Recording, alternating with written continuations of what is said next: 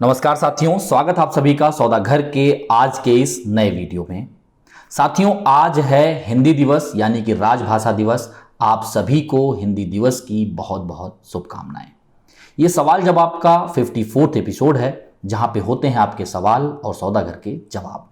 चलिए शुरुआत करते हैं। यदि आप सभी को सौदा घर का प्रयास पसंद आए तो वीडियो को लाइक जरूर करिए, लोगों तक शेयर करने, जिससे ज़्यादा से ज़्यादा लोगों तक ये जानकारियाँ पहुँच सके।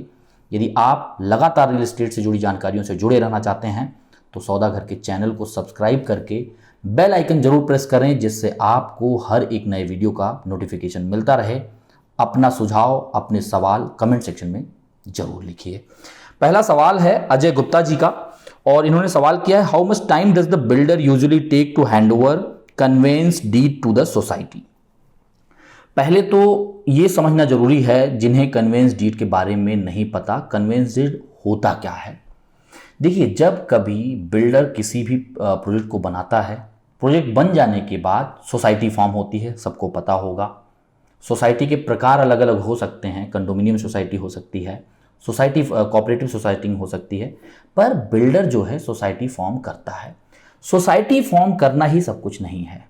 सोसाइटी को उस पूरे प्रोजेक्ट का अथॉरिटी, लीगल राइट्स हैंडओवर करना सबसे बड़ी बात होती है, और जो कराता है कन्वेंस डीड, यानी कि जो लैंड का आपका सारा लैंड है वो सोसाइटी के नाम पे कर देना, सारी राइट्स जो है लैंड की वो सोसाइटी के नाम पे ट्रांसफर हो जाना ही कन्वेंस डीड है।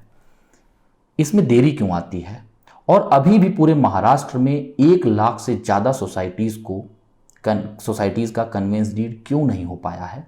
और इसके लिए सरकार ने कई बार जो है ड्राइव भी चलाया है। इस साल भी जनवरी के 1 से 15 जनवरी के बीच में ये ड्राइव चली थी, जिसको कई जो है एक्टिविस्ट ने ये कहा था कि ये सिर्फ दिखाने का तरीका है, सही मसले पे इस पे काम नहीं हो रहा है। और ये सब चीज़ें क्यों हैं, इस पे भी आगे डिस्कस करते हैं।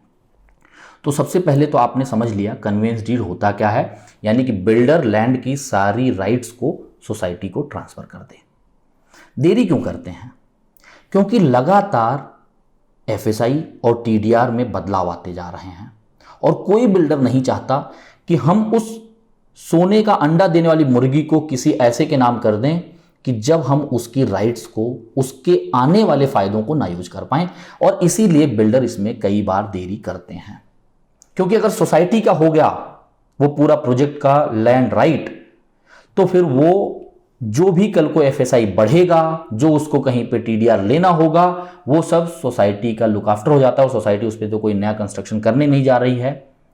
तो बिल्डर की उसमें कोई भी हस्तक्षेप नहीं हो पाएगी अगर कन्वेंस डीड हो गया तो। और इसीलिए कि वो लगातार उसमें होने वाले फायदों को यूज कर पाए किसी भी माध्यम से, बिल्डर कन्वेंस डीड में देरी करता है। रूल रेगुलेशन क्या कहते हैं? रूल कहता है कि जैसे ही आपका कंप्लीशन सर्टिफिकेट आ गया, उसके 4 महीनों में कन्वेंस डीड हो जाना चाहिए। पर जो एक डॉक्यूमेंटेशन प्रोसेस है, 4 डिपार्टमेंट से हैंडल करना है, उसमें भी काफ़ी देरी आती है, और इसके चलते भी कई बार 4 महीने ना लग के साल भर भी लग जाते हैं।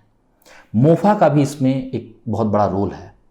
मोफा ये कहती है अगर सोसाइटी फॉर्म हो गया है तो वो बिल्डर को जेल तक की हवा खिला सकते हैं अगर वो सही से रूल को फॉलो करके और कन्वेंस डीड कराना चाहें तो जो ये ड्राइव चलाई जाती है, ड्राइव चलाए जाने से अच्छा है कि जो बिल्डर ने कन्वेंस डीड नहीं किया है उसके कारण को समझा जाए और उसे कराया जाए। अगर उसका विल ऐसा है कि वो करना नहीं चाह रहा है तो जो भी रूल रेगुलेशंस कहती हैं, महाराष्ट्र ओनर्स फ्लैट्स एक्ट जो है आपका, उसके अनुसार उन पर एक्शन भी लिया जाना चाहिए।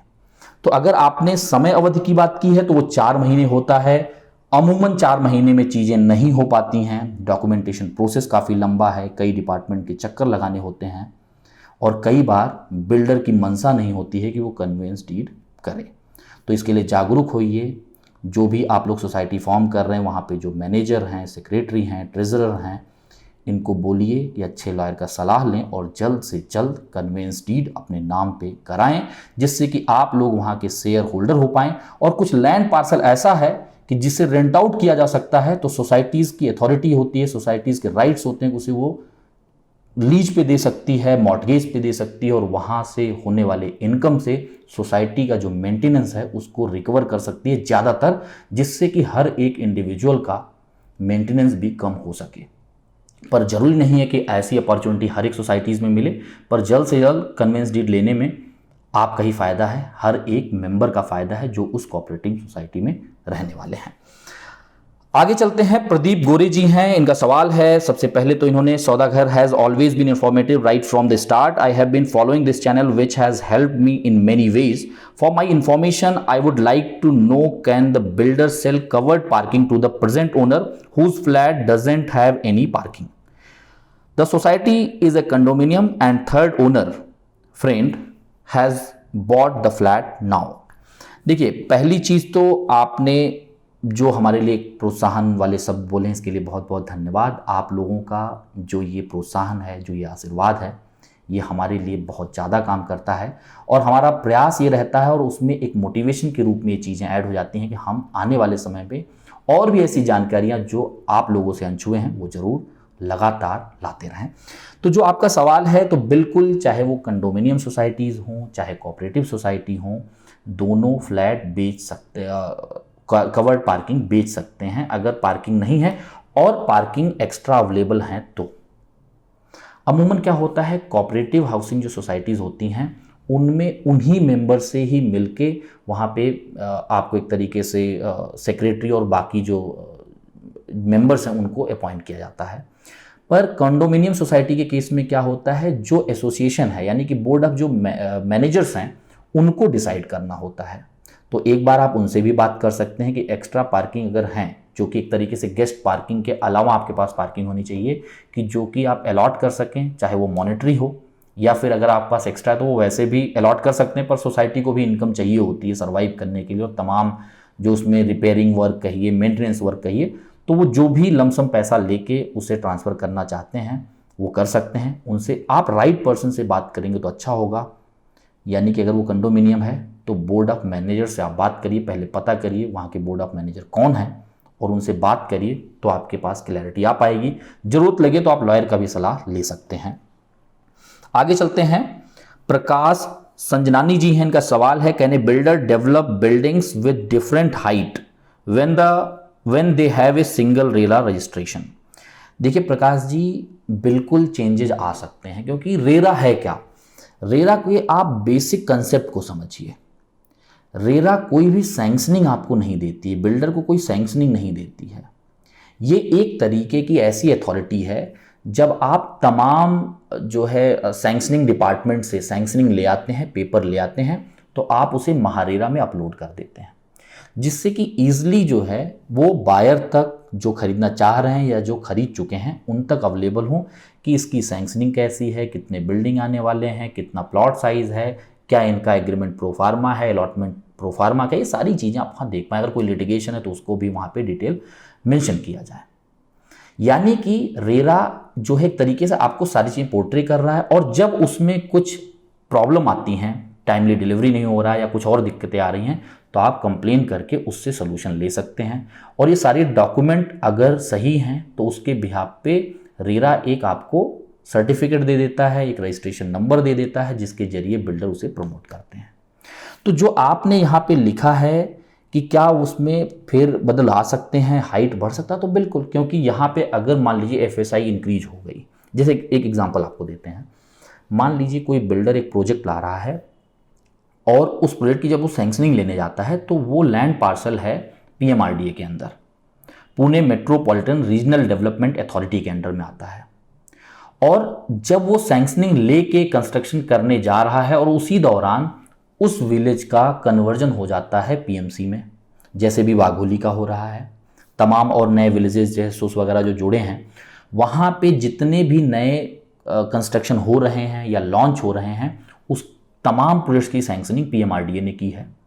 अब कॉरपोरेशन में आएगा तो उसमें FSI में भी बदलाव आएंगे, तमाम और भी चीज़ों में बदलाव आएगा, तो वो रिवाइज्ड प्लान जो है अपलोड कर सकता है महारेरा में, और उसके अनुसार उसके हाइट में भी बदलाव आ सकते हैं, उसके लेआउट में भी कुछ चीज़ें बदल सकती हैं, और एक्स्ट्रा टावर भी बनाया जा सकता है।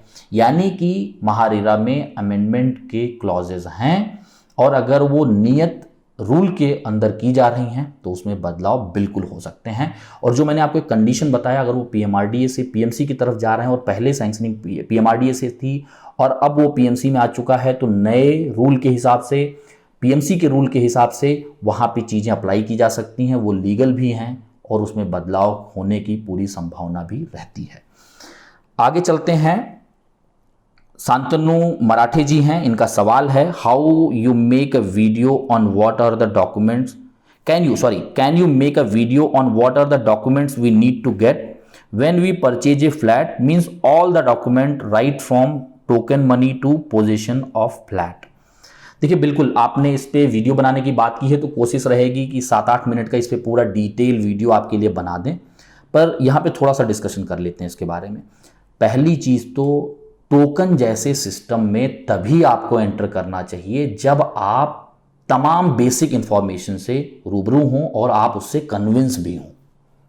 जैसे उस लोकेशन का क्या पोटेंशियल है, वाटर की क्या फैसिलिटीज़ हैं, रोड की क्या फैसिलिटीज़ हैं, सिक्योरिटी क्या है, खाली लैंड पार्सल पे क्या आ सकता है, क्या गुंठेवारी है नहीं है, क्या उससे प्रॉब्लम हो सकते हैं क्या नहीं हो सकते हैं, यहाँ से स्टार्ट करके बिल्डर की लीगेसी क्या है, प्रोजेक्ट में जो चीज़ें आ रही हैं वो कैसी हैं, कितना डेंस रहेगा, कितना वहाँ पे ओपन स्पेस रहेगा, क्या एमिनिटीज़ रहेंगी, मेरी ज़रूरत क्या है, बजट क्या रहेगा, स्पेस क्या मिलेगा, इन बारीकियों को पहले आप एनालाइज कर लीजिए from the macro to micro. जब इसमें आप 70-80% श्योर हो जाइए तो ही टोकन परचेज करिए।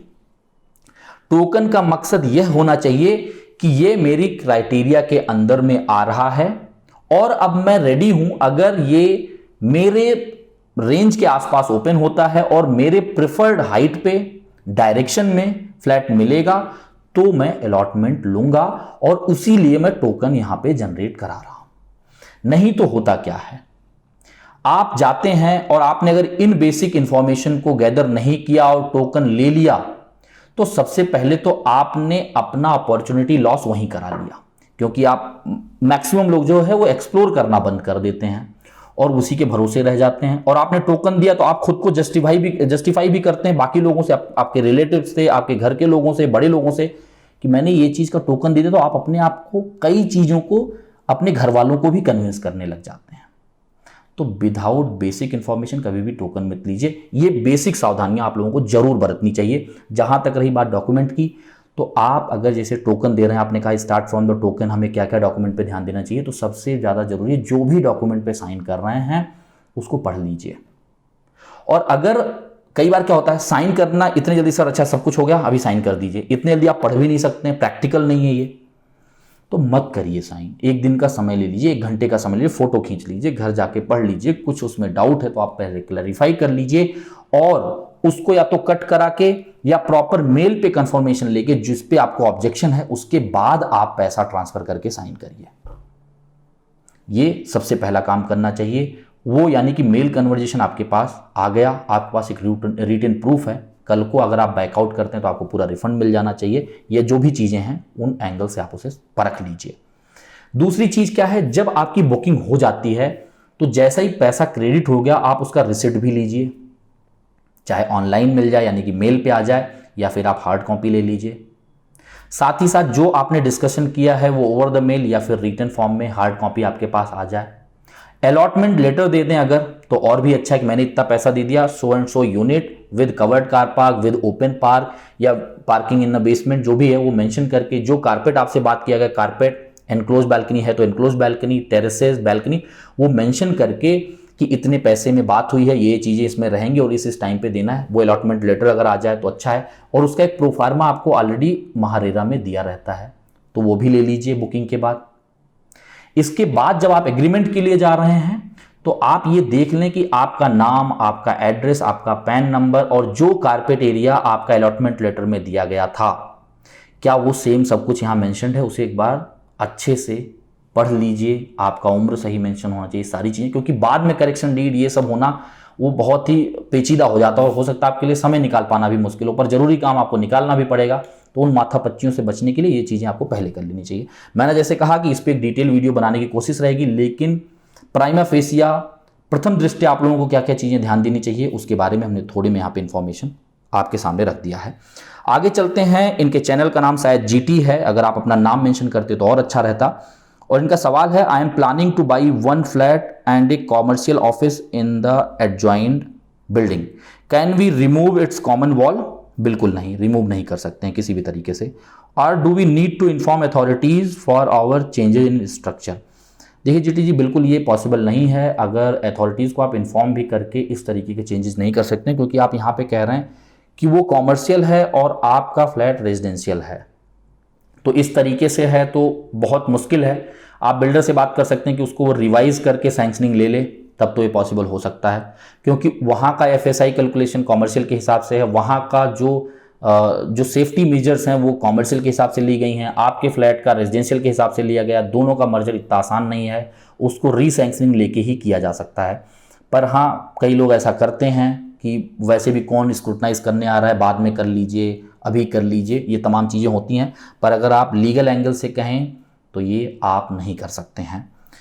जयवीर रावत जी हैं, इनका सवाल है, पर स्क्वायर फीट रेट किसके अकॉर्डिंग कैलकुलेट होता है? कारपेट, बिल्टअप और सुपर बिल्टअप एरिया। देखिए, पहली चीज, आज की डेट में सुपर बिल्टअप एरिया जैसी कोई चीज नहीं है। समझने के लिए हम लोग सुपर बिल्टअप जरूर देखते हैं या समझने की कोशिश करते हैं। जैसे कारपेट, बिल्टअप, सुपर बिल्टअप, ये होता क्या है? बहुत से लोगों को बेसिक चीज़ें पता होंगी। कारपेट जो पहले रेरा के था और जो अब हो चुका, उसमें भी काफ़ी बदलाव आए हैं। बिल्टअप यानी कि आपका particular flat, villa, row house कितने एरिया में बन रहा है, वो बिल्टअप एरिया है। कारपेट एरिया ये है जो आपका आउटर स्ट्रक्चर है, आउटर जो वॉल है उसे छोड़ के अंदर का जो एरिया है including the wall, internal wall, वो कारपेट का पार्ट है, excluding your terraces and balcony. तो इसमें कोई कंफ्यूजन नहीं होना चाहिए। जो डायमेंशंस दिए जाते हैं प्लस इंटरनल वॉल को जोड़ लीजिए, वो कारपेट है, बस उसमें आपका टेरेसेस और बैल्कनी नहीं जुड़ा होता। जब वो जुड़ जाता है और कॉमन एरियाज भी प्रोपोर्शनेटली किसका कितना एरिया है उसमें जुड़ता है, तो वो सुपर बिल्टअप बनता है। नॉर्मली हमने भी एक केस स्टडी का वीडियो बनाया था, तो उसमें जो हमने पर स्क्वायर फीट रेट आपको दिखाया हुआ है, एप्रिसिएशन, डिप्रिसिएशन कैसे फॉल हो रहा है, वो सारा कुछ हमने टोटल एरिया पे दिखाया। अब यहाँ कारपेट में एक नया चीज, टोटल एरिया का क्या मतलब है, टोटल इंटरनल एरिया का क्या मतलब है, टोटल कारपेट का क्या मतलब है, तीनों चीजें एक जैसी हैं। यानी कि रेरा कारपेट, आउटर वॉल छोड़ के इंटरनल वॉल इंक्लूड किया हुआ area, plus balcony, plus terrace. तो ये जो जितना आप यूज कर पाएंगे, तो उसको हमने total internal area, total carpet के नाम से बताया हुआ है, और उसको हमने टोटल पैकेज से डिवाइड कर दिया। यानी कि जो एग्रीमेंट कॉस्ट है उससे डिवाइड कर दिया टोटल एरिया से, carpet area plus balcony plus terrace, तो वो हमने पर स्क्वायर फीट पकड़ लिया। और आपको भी यही करना चाहिए।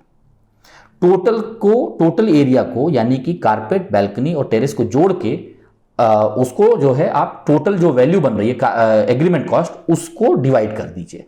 तो आप जब मल्टीपल प्रोजेक्ट के लिए करेंगे तो आपके लिए उस चीज को कंपेयर करना काफी आसान होगा। अब सुपर बिल्टअप में आप उसमें 35% लोडिंग लगाइए। कई बिल्डर पहले 40 से 42% लोडिंग करते थे, पहले कभी जो है 30% हुआ करता था। तो उन चक्रों में जाने की जरूरत नहीं है, क्योंकि आप समझ नहीं पाएंगे और फिर आपका कंपैरिजन कहीं ना कहीं गलत भी हो सकता है। तो हमेशा आप जो, अगर कारपेट एरिया की जरूरत पड़ रही है, पर स्क्वायर फीट रेट की जरूरत पड़ रही है, तो टोटल एरिया वाले एरिया को जो है आप डिवाइड कर लीजिए, टोटल वैल्यू को डिवाइड कर लीजिए टोटल एरिया से, और उसी को आप हर जगह कंपेयर करिए। क्योंकि पर स्क्वायर फीट जैसी कोई चीज है नहीं। अब आपको बताया था भाई इतना कारपेट हम दे रहे हैं, उसके ये साइजेस रहेंगे, ये इसका लेआउट है और इसका पैकेज कॉस्ट ये है, जिसमें इतना इतना टैक्सेस जुड़ा हुआ है। जब आप बेस में जाते हैं तो उसका बेसिक कॉस्ट होता है, इंफ्रा चार्जेस होते हैं, जिसके अंदर parking, MSCB, society formation, club house charges, तमाम चीजें जोड़ी जाती हैं। उसका बाइफर्केशन ना देके बिल्डर एक क्यूमुलेटिव प्राइस आपको दिखा देता है, भाई इतना इंफ्रा के नाम पे हम आपसे ले रहे हैं, या फिर उसको भी वो प्राइस में जस्टिफाई कर सकता है। तो आप टोटल पैकेज पे देखिए, और अगर पर स्क्वायर फीट की जरूरत है जैसा हमने बताया, उस तरीके से करके आप कंपेयर कर सकते हैं। आगे चलते हैं, प्रणय झा जी हैं और इनका सवाल है, वीटीपी पूर्वांचल का कोई अपडेट है sir? Total 5 possession date cancel हो चुका है, अभी भी कोई उम्मीद नहीं है मिलने का, क्या करना चाहिए कुछ समझ में नहीं आ रहा है। 90% अमाउंट दे चुका हूं, घर नहीं मिल रहा है।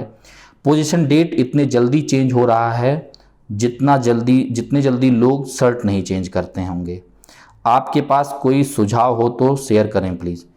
अच्छा है, अच्छे तरीके से आपने सवाल पूछा है। पहली चीज़ तो बिल्डर के एंड पे अगर हम कहें तो जो कोई भी बिल्डर किसी कारणवश अगर डिले कर रहे हैं और वो पोजीशन देने के सिचुएशन में हैं, तो सबसे पहले उनको पोजीशन देना चाहिए, क्योंकि तमाम एंड यूजर आपके यहाँ खरीदते हैं, वो कोई भी बिल्डर हो, उन आपकी क्रेडिबिलिटी पे भी एक क्वेश्चन मार्क लगता है। क्योंकि नए लॉन्चेज करने से ज़्यादा ज़रूरी है कि जिन भी बायर ने आप पे भरोसा दिखाया है, पहले उन्हें टाइमली पोजीशन दिया जाए। जहाँ तक रही बात एक्सटेंशन की, तो देखिए अगर एक्सटेंशन मिला है तो ये रूल रेगुलेशंस के अंदर ही मिला होगा। आप लोगों को पहले क्या कमिटमेंट मिला था, अभी क्या कमिटमेंट मिला है, इसको आप देखें कि कितना डेविएशन है। क्योंकि अभी लास्ट जो फर्स्ट वेव थी कोविड की, उसमें 6 महीने का एक्सटेंशन तो रेरा ने ही प्रोवाइड किया as a force majeure clause, और ये हर जगह मिला लोगों को, पूरे इंडिया में मिला, सिर्फ पुणे महाराष्ट्र की बात नहीं है। दूसरा वेव जब आया, यानी कि इसी साल की बात है, जब आपको अप्रैल मई में देख ही रहे थे आप लोग, लॉकडाउन था, तो इसमें भी जो है फोर्स मेजर क्लॉज के अंतर्गत 6 महीने का एक्सटेंशन दे दिया गया। यानी कि दोनों को मिला के एक साल का एक्सटेंशन तो ऐसे ही मिल गया। तो उस समय क्योंकि लेबर शॉर्टेज थी, तमाम चीज़ें थी, इस वजह से एक जो है लोगों को लेवरेज दिया गया, बिल्डर को भी बफर टाइम प्रोवाइड किया गया कि आप इस तय सीमा में पोजीशन दे दीजिए। तो जाहिर सी बात है, अगर एक्सटेंशन मिला है तो वो रूल रेगुलेशंस के साथ मिला हुआ है। अगर सही ढंग से देखें तो किसी भी बिल्डिंग को, किसी प्रोजेक्ट को, अगर वो 4-5 टावर 6 टावर का है, तो उसको बनाए जाने की अवधि 36 महीने के आसपास रहती है, यानी 3 साल। 3 साल बहुत हो गए। बरसात के पीरियड को अगर आप हटा भी दीजिए तो 3 साल में काफ़ी प्रोजेक्ट जो है डिलीवर हुए हैं। उससे अगर तय सीमा से ज़्यादा समय लग रहा है तो कुछ न कुछ चीज़ें बैकएंड पे जरूर चल रही हैं। जैसे यहाँ के केस में हमें तमाम लोगों से सुनने में ये भी आया है कि जो बायर्स हैं वहाँ पे, कि फंड क्रंच आ रहा है।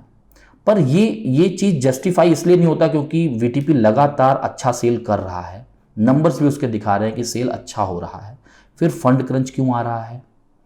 ऐसा भी हो सकता है कि फंड क्रंच ना हो, उसके पीछे कोई और भी रीज़न हो।